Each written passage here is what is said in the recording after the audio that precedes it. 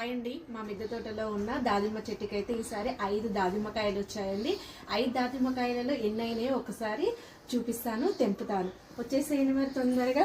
First సారి అండి దానిమ్మకాయ అయితే రావడము. నాకైతే ఫుల్ హ్యాపీ అయితే ఉందండి. చూస్తున్నారు కదా, ఇది దానిమ్మకాయ వచ్చింది. చూస్తున్నారు కదా, ఒక్కొక్కటి ఒక్కొక్క సైజ్ అయితే వచ్చింది.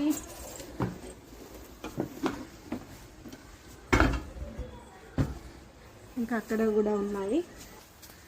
అదైతే చిన్నగా ఉంది. ఇంకొకటి తర్వాత చూస్తున్నారు కదండి, మా మిద్దె తోటలో వచ్చిన దానిమ్మకాయలు. ఇంకా కొంచెము అంటే మామూలుగా అయితే మేము పెద్ద దాంట్లోనే పెట్టామండి.